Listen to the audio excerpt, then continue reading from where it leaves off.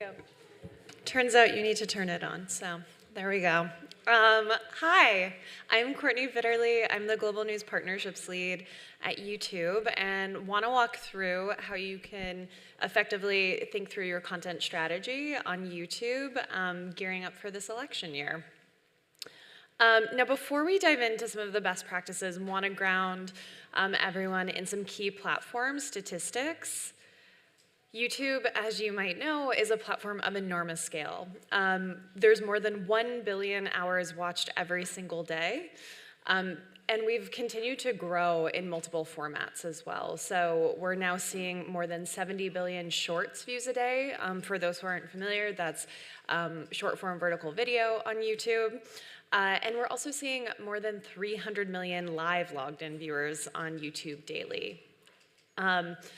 And since 2016, we've seen a 3x growth of news consumption on the platform as well. So a really big opportunity, especially as we look at this election year where more than 50% of the global population is going to be experiencing a major election. Now, a couple of things to help frame how we think about responsibility on the platform. For those of you that have ever attended any YouTube workshops in the past, you're probably familiar with this framework, but when we think about our product and policy development, it's guided by these principles, which we call the 4 R's. So 1, we remove content that violates our policies. 2, we raise up authoritative voices, so from news organizations, credible providers. Our goal is to make sure that viewers have access, ready access to that information. 3, we reduce content that maybe doesn't outright violate policies, but it brushes up against the line, and we want to make sure it doesn't receive more oxygen. And then 4, we reward our trusted creators, so want to make sure that they can build sustainable businesses on YouTube. And specifically with how we partner with the news industry, so we work with news organizations globally, really in these 3 key areas. 1, helping them reach new audiences.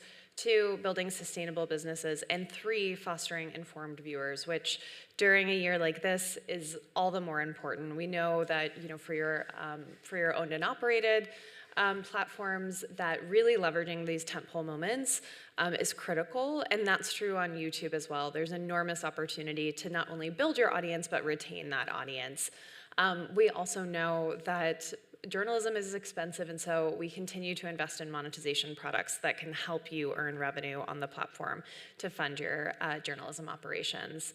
And then we know that it's really critical to connect audiences with authoritative, credible information during these moments.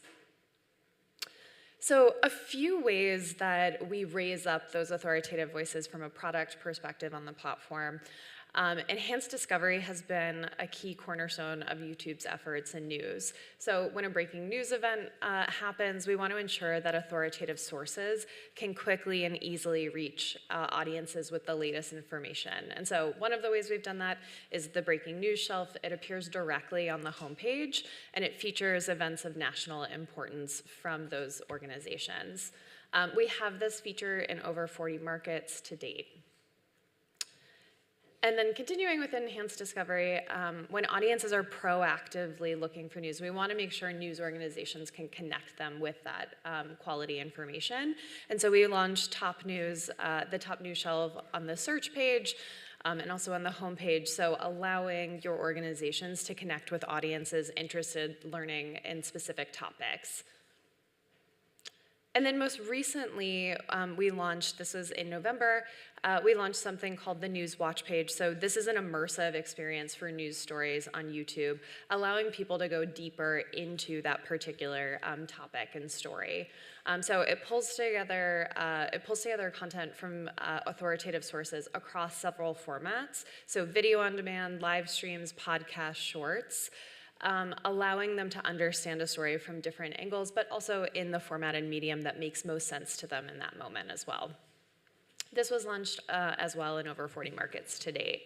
And so we're going to continue to invest in more formats and information to bring this to more viewers globally.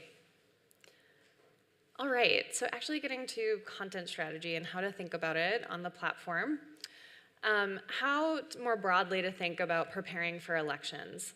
Familiarizing yourself with the responsibility framework, knowing that we have content policies, community guidelines that could have content removed, familiarizing yourself with those products, like I mentioned, where your content can appear.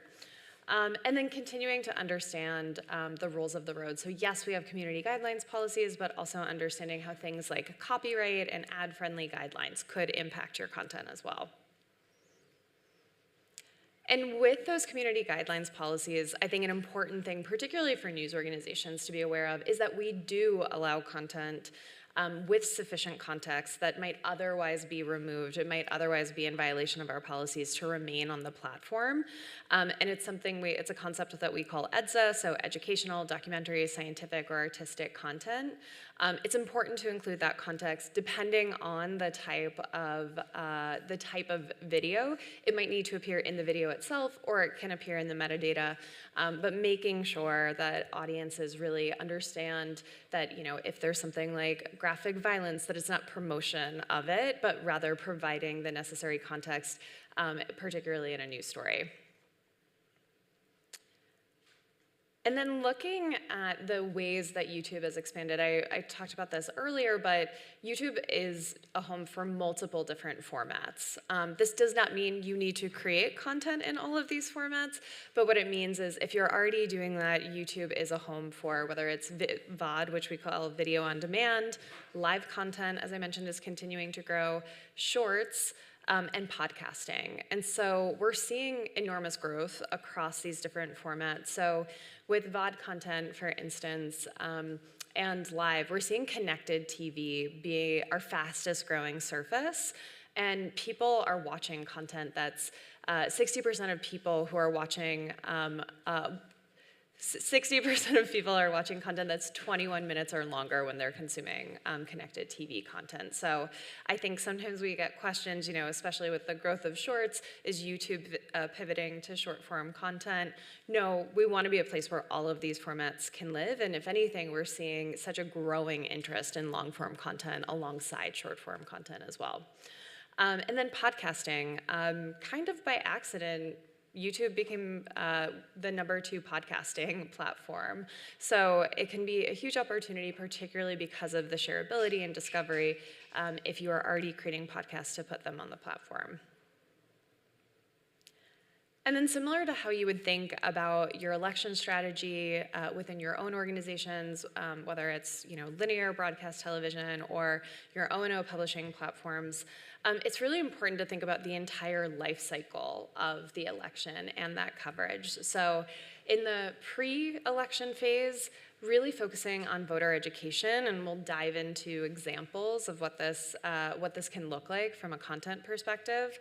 At that peak campaign coverage moment, really providing audiences with the most critical up-to-date information. And then 3, on election day, obviously results are going to take the main stage, so this is an opportunity really to lean into live coverage.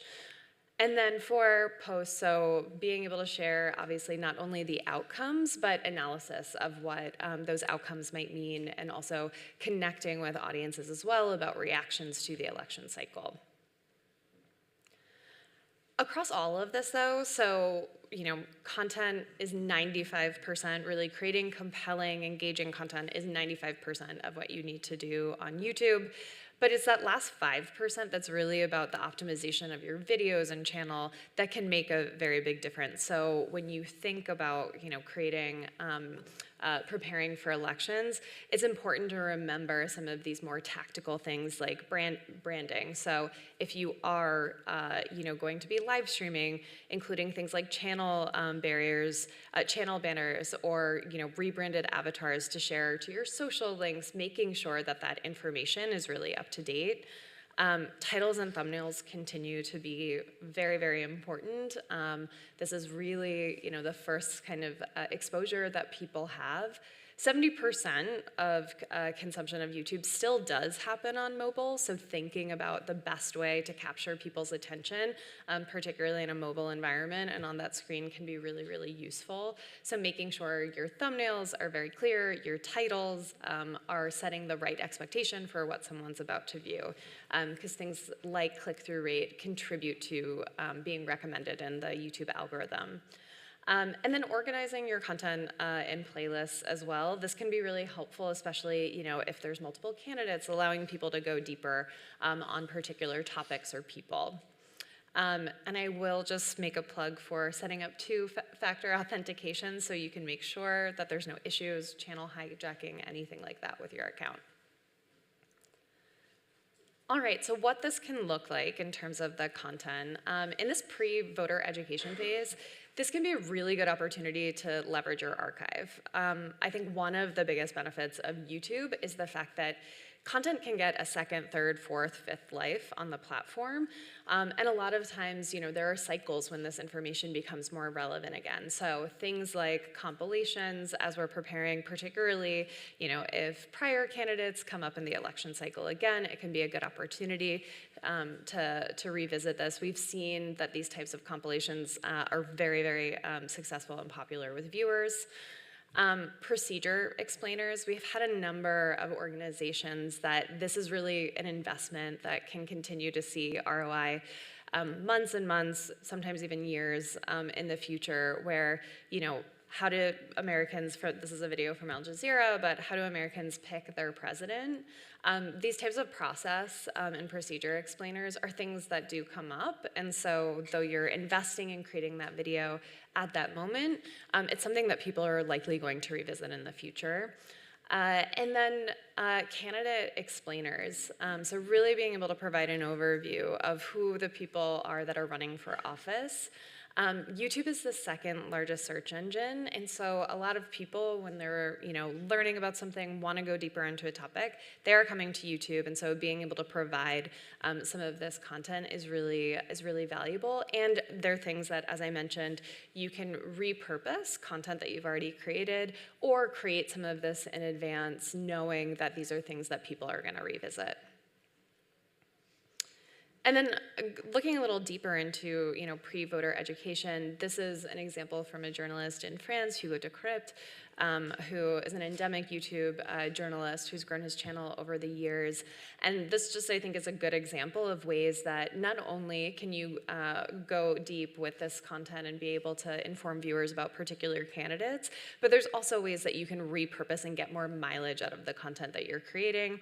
So this was an interview that he did with Macron, and then was able to break that out into shorts as well. So that way, for particular topics, people were being informed. And then just from getting into some of those tactical elements that really can make the difference and provide more engagement, breaking things into chapters can be helpful because we have seen that there's particular moments of interviews that either are things that people pay attention to, or it's just that being able to understand the different topics that are discussed, it essentially gives a preview within the video to audiences. All right, so some things to keep in mind. Again, these formats, whether it's VOD, podcasting, shorts, or live, they can appear in all stages of the election cycle, but given that there's a lot of opportunity with VOD content in this pre-voter education part of the cycle, a couple of things to keep in mind when you're creating VOD content is understanding your voice and your audience. Obviously, during election moments, sometimes it can be relatively noisy with a lot of other organizations creating high volumes of content. So really understanding who your audience is, what is the voice that you have that resonates with them, and continuing to develop content in that voice. Be engaging, so this is where that thumbnail strategy can be really important. And so being able to tease the right kind of content, make sure you're setting those expectations properly. Be educational, so during these moments, again, it's really critical to, if you are sharing things on sensitive topics, which we know come up during elections, making sure that context, that EDSA remains in the videos is really, really helpful. And then covering, as we mentioned, the entire cycle. So people are coming to YouTube throughout this entire cycle.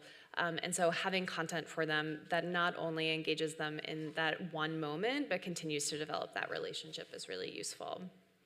And then, as I mentioned, living room or connected TV is our fastest growing surface, and people are consuming content for a long time on the platform. So think about if there's opportunities. For instance, if you are a broadcaster, we've been seeing a lot of broadcasters have a lot of success with putting their full episodes on the platform as well.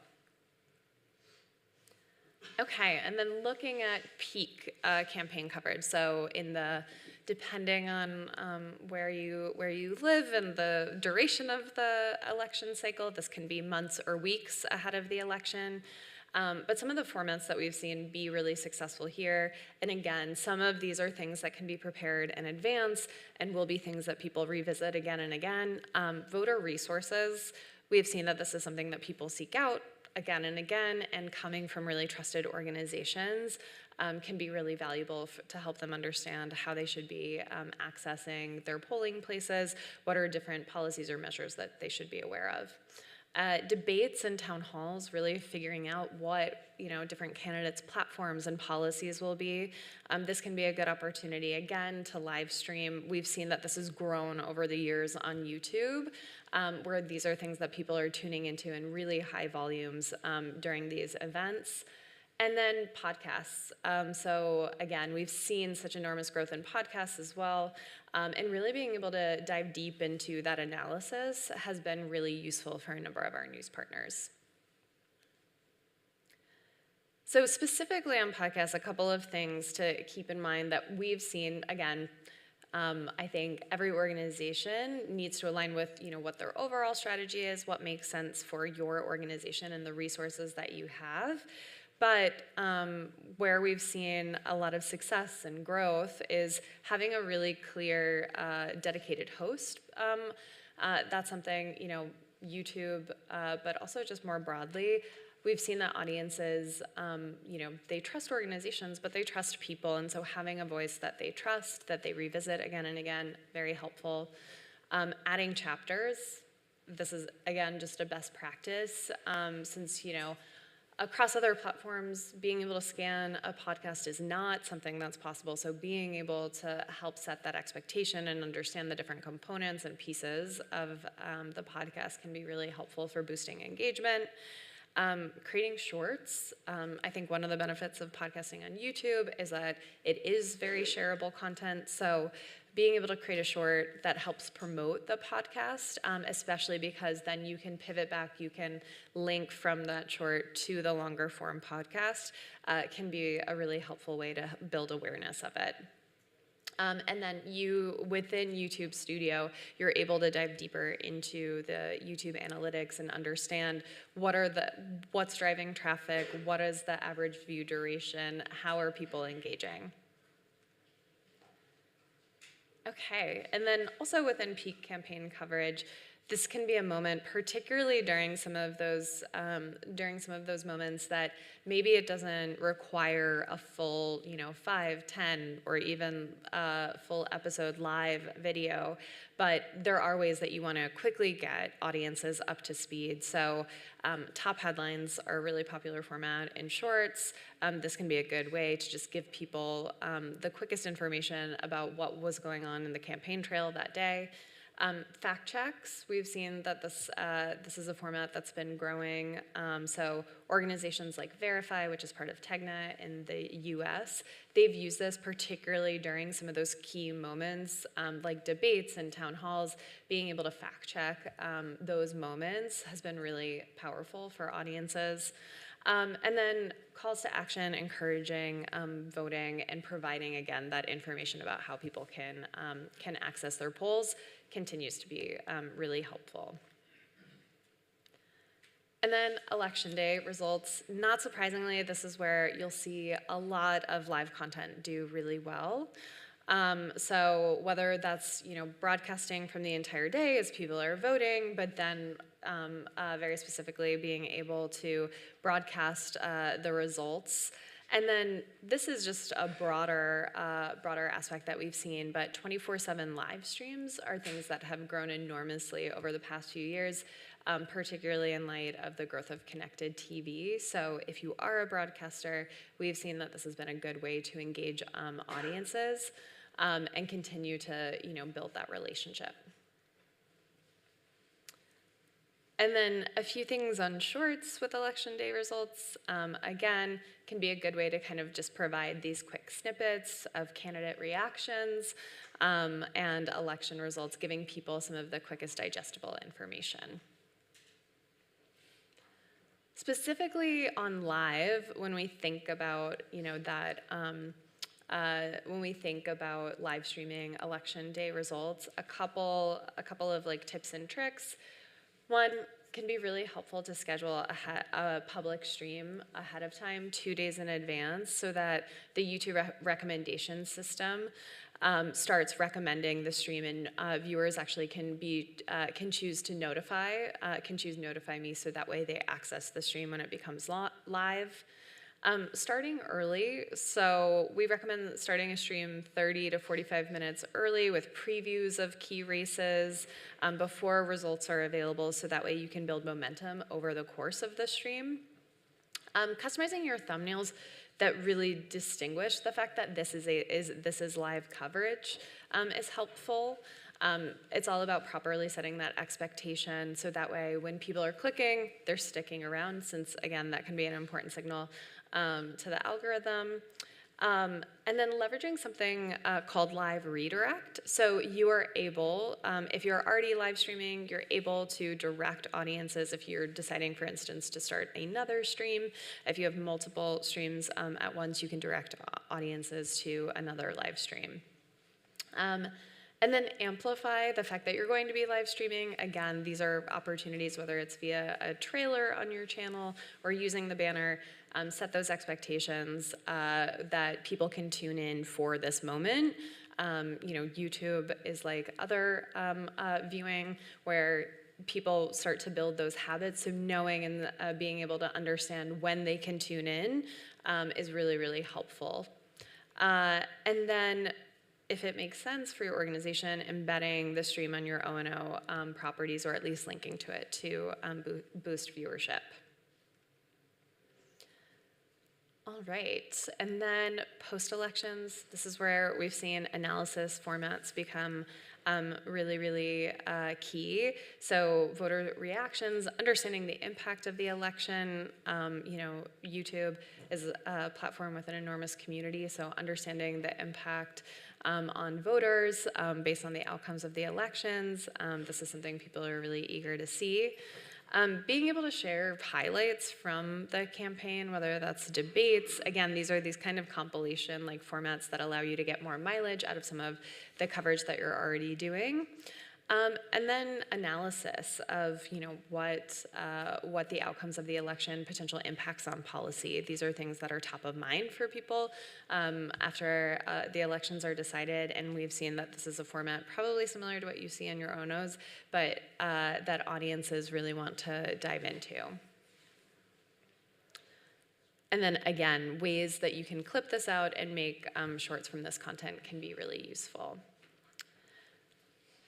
So things to keep in mind on shorts. Again, these are formats that you can use across the entire election cycle, but things to keep in mind when you are creating new shorts. So one, include dates. So this is important to inform viewers. It's not always very visible when a short has taken place, so being able to provide that for people can be really useful, so that way they understand the exact moment when you've published the video. Having text over video, we do find a lot of people are watching short form content with the sound off, so being able to provide that context and help ground people in the information with text can be really useful. This is another place where continuing to focus on some of those like tactical elements when it comes to intriguing intros and titles can be beneficial. And then leaning into trends and graphics, so understanding if there's an opportunity based on some of the short form trends that are happening, that you can replicate that. We've seen that be popular with channels like Washington Post Shorts in the United States. And then it's 60 seconds or less, so really capturing people's attention and being concise is really, really valuable.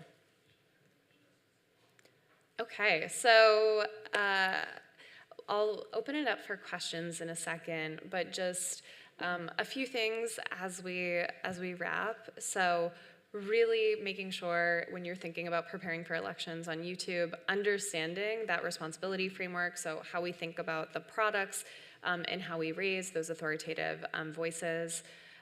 Being able to lean into YouTube's suite of products and strategies, so being able to, create that election hub, thinking about how you're branding your channel, if it makes sense for you to continue to expand the different formats you're creating. Again, we've seen that this range of formats has been successful, whether that's shorts, live, or podcasts. And then knowing and understanding the rules, so familiarizing yourself with community guidelines, policies, making sure that you're including sufficient context in your videos can make sure that there's no potential, video removals or strikes, because we know that this, you're all creating content that is really, really important to audiences, so we want to make sure that it's able to remain on the platform. Okay, with that, if anyone has any questions, I'm happy to answer. Sure. We can go across. I think I can probably, I don't know if, oh, it looks like there's a microphone.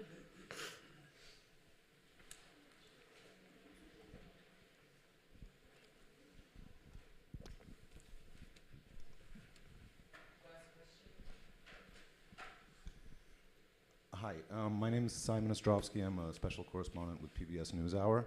A few years ago, I worked at Vice, and we started the Vice News channel with a grant from YouTube, not a grant, but basically we were funded to start the Vice News channel. And I wanted to know if YouTube is still working with news organizations in that way.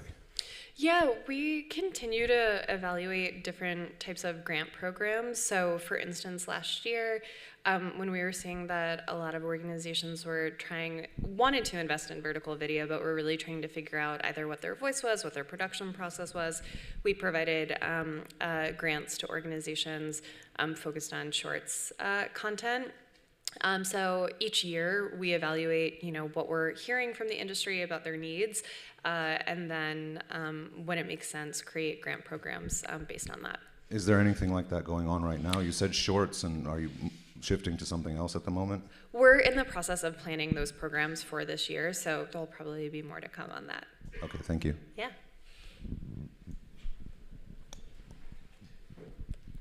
Hi, thank you so much. My name's Eliz. I am from a really small non-profit called the Bristol Cable in the UK. And we have been around for a while, but we've only just recently, so for example, we just got our first social media producer.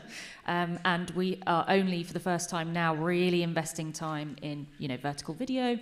And we have just I'll show you how tiny we are. We have just surpassed a massive 500 subscribers on our YouTube channel. First of all, thank you very much.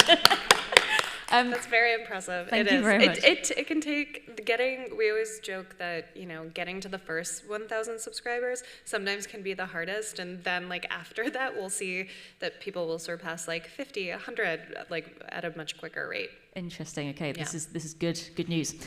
The question that I have is for an organisation as small as us, and with really at the beginning, I suppose, of our vertical video journey, if you like, is there anything in particular that you would highlight? I think that everything you've said will be relevant to us, but is there anything in particular that you would highlight for us? Being a local news and being a non-profit, is there anything in particular I should be aware of? Yeah, I think that so we work with. One of my colleagues from the YouTube news product team is here, which is why I was pointing at her. We actually work with a lot of independent journalists as well, so we're used to working with smaller organizations, and I think particularly within vertical video, this is where we have seen that there's an opportunity to be not only scrappy, but it resonates with audiences. So I think probably everyone in this room is familiar with formats where, it's using the in-studio, in-app tools. It's like a green screen and providing analysis. And we actually see that those formats really resonate with audiences. I think something, if you have someone on your team that's comfortable, I think having a consistent voice and presence in that regard can be really helpful, just because it sets that expectation, particularly when people are, I think a benefit, again, of Shorts is that there's a Shorts feed. So there's, the YouTube homepage, but then there's the particular Shorts feed.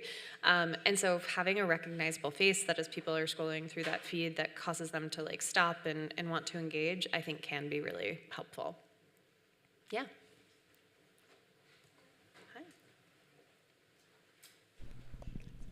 Hi, Eleanor from The Guardian. I was wondering if you could go over removing content again. You said about including context. Yes, yeah, I can go back to that slide.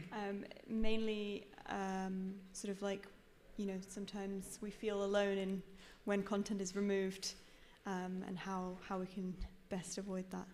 Yeah, so one, I would say if your content is ever removed due to community guidelines violations, you can always appeal that. And a lot of times they will provide a little bit more context as to why it might have been removed. Where I think it can definitely depend on what the particular policy is. Certain policies have more, as far as community guidelines policies, having this type of context. So whether it's for instance, if you're reporting on someone that is sharing something that is misinformation, making sure that there's like countervailing views in the video as well, that there's that context is really, really important. Part of this is because, well, one, we just want to make sure that that information doesn't spread, but it's also, I think, important to note that people are embedding YouTube videos, so they might not always see, so the context in which someone could be encountering the video might not be directly on the platform, or it could even be embedded on your O&O where it has content like in an article page, and again, if it's on the YouTube platform, it might not have that context. So I think as a best practice, including that context in the video itself. Some of our, depending on what the community guideline policy is, some of them you can put it in the metadata, so in the description, in the title. But for some topics, things like graphic violence, it's really important to include any context that is making it clear that it's not promoting that. I think I will say I have noticed that like live streaming is where I think a lot of news organizations run into this the most, more just because they might be deciding to stream something from a candidate rally or something, and just making sure that in the video there's either text overlay or something that helps provide and make sure that voters aren't being misinformed, or a particular like violent action isn't being promoted is helpful. If there are specific instances, happy to chat more after, because there's a lot of different pieces. So happy to dive deeper if you want to chat after. Yeah.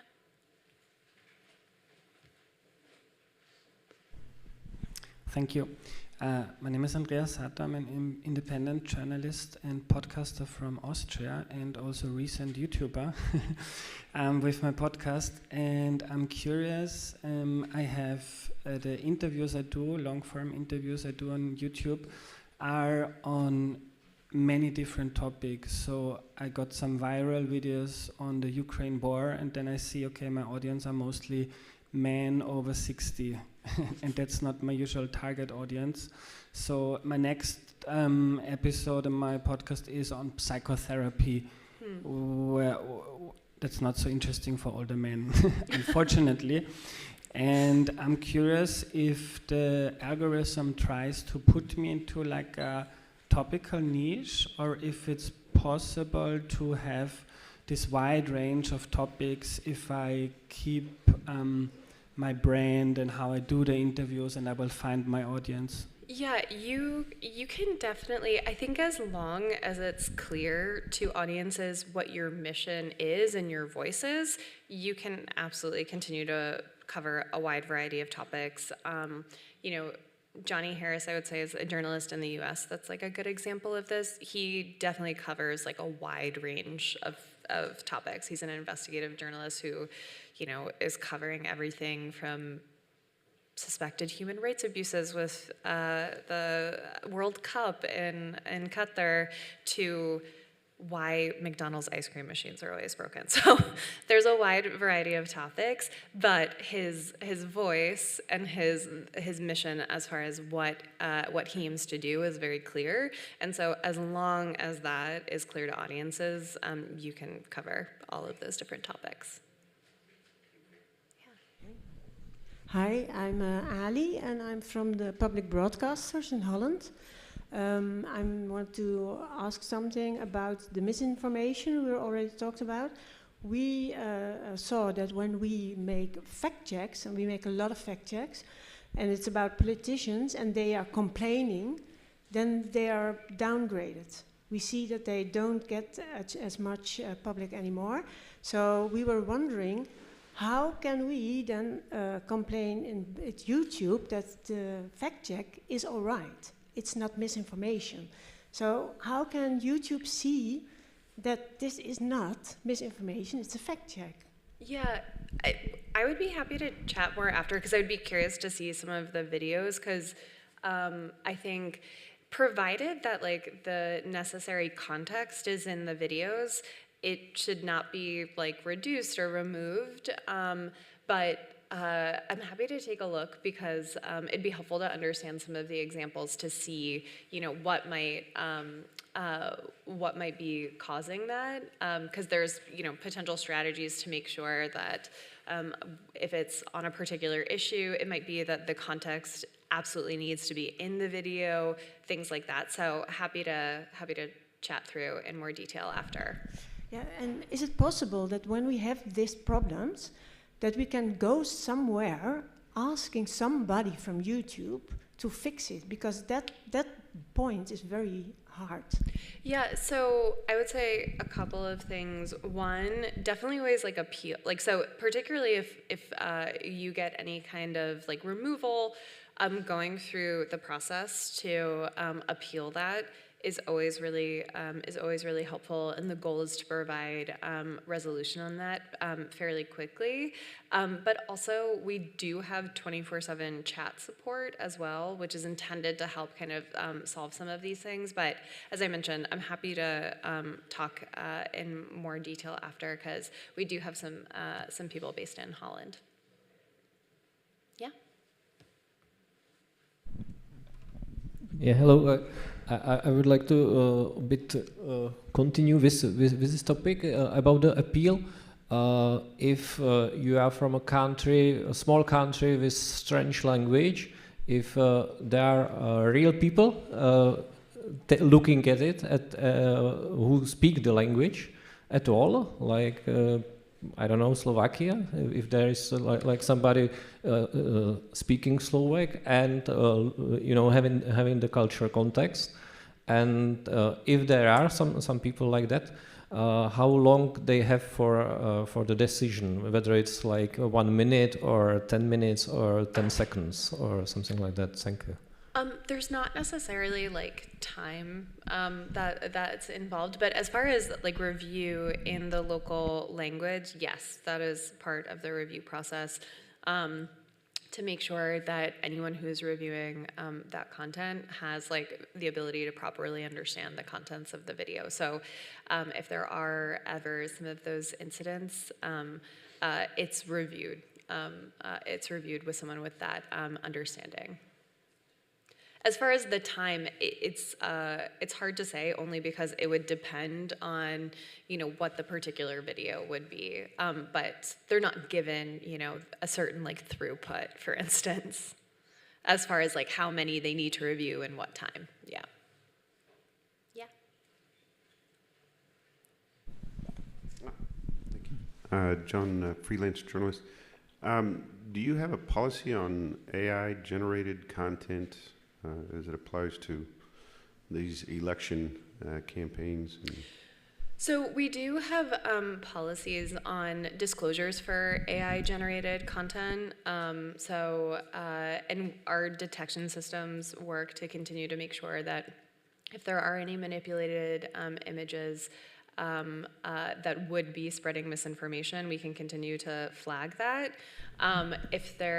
We continue to always evaluate our policies as well. So if particular, we have an intelligence team, for instance, that tracks particular topics and issues, so that way we can proactively create policies as we're seeing them start to bubble up. We have a trust and safety team that creates those policies. So depending on the particular issue, we continue to evolve and evaluate what those policies would be. There's a human element there, obviously, but in terms of detecting the material itself, how could you discuss a bit more about how you're doing that? Yeah, we have automated detection systems. So I think, all content on the platform, whether it would be generated with AI or not, is subjected to our community guidelines. And so if it is promoting misinformation, sharing misinformation in some way, it doesn't matter how it was created, it's still subject to those same guidelines. So the first line of defense is our automated detection systems. And so they tend to catch about 95% of community guidelines violations on the platform. And of those videos that then get removed for violating those policies, I think it was in Q3 last year, more than 50% were removed with less than one view, and then it was about 27% were removed with 10 views or less. So about 80% of the content that gets detected by those systems gets removed with 10 views or less. So those automated systems are a really, really important part. But then again, through a appeals process, if users flag content for potential policy violations, those go through human review as well. So it's not just a one-pronged approach. It's recognizing that we need a combination of both human and automated systems to make sure that we're operating responsibly.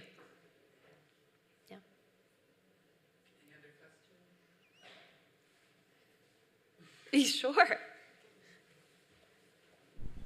I have many, many questions. One more question to the algorithm. Reminder, I have this podcast about very different topics. And then I get 250,000 views for a video on Ukraine by older men. And then the new video comes up. How does the algorithm work when it shows the new video to the or to people who already liked my content and they don't like the new video, but maybe there are other areas on YouTube where, for example, younger women would like this content. Does it get pushed into the bin by the algorithm when it sees that all my fans don't like it? And then the younger women never get to see it, or how does it work? So there's a variety of signals that go into the YouTube algorithm. So for instance, there's a variety of things. I think the ones that I always think are feel the most concrete as far as being a news organization or a creator and things to focus on are things like the click-through rate. So that's where having really clear titles and thumbnails are important. And that's not it's not just about getting people to click, but actually setting the expectation so that way when they click, they stick around. We find that clickbait does not help grow someone's channel because they very quickly realize that was not what they were prepared to watch. So I think click-through rate and then things like average view duration, are they sticking around, how long are people sticking around, are really important things to focus on, and those are things that will increase you being recommended within the YouTube ecosystem. As far as Ukraine in particular, when there are moments when there are moments, those really huge news, international news moments, that is, similar to what you probably see on other platforms. Those are moments when a lot of people are seeking out information. So there might be instances where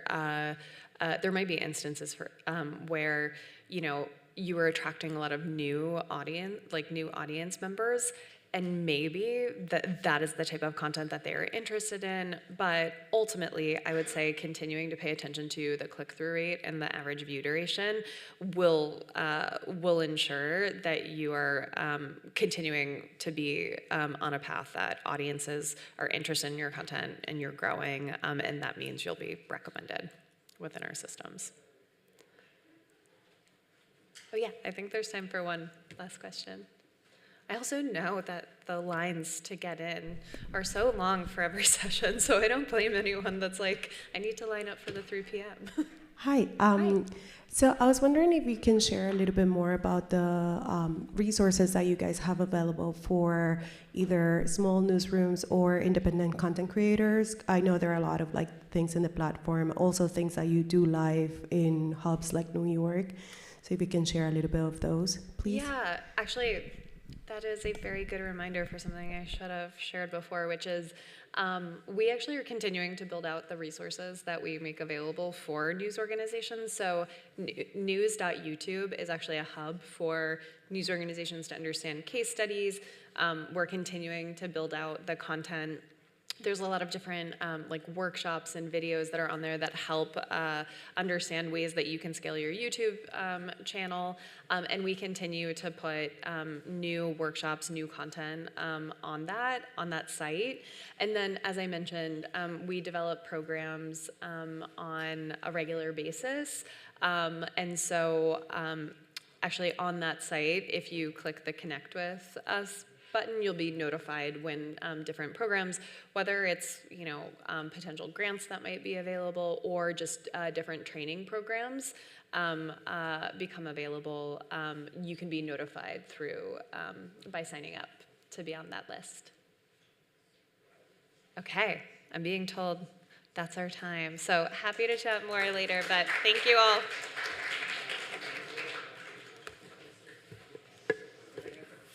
Oh yeah, sure.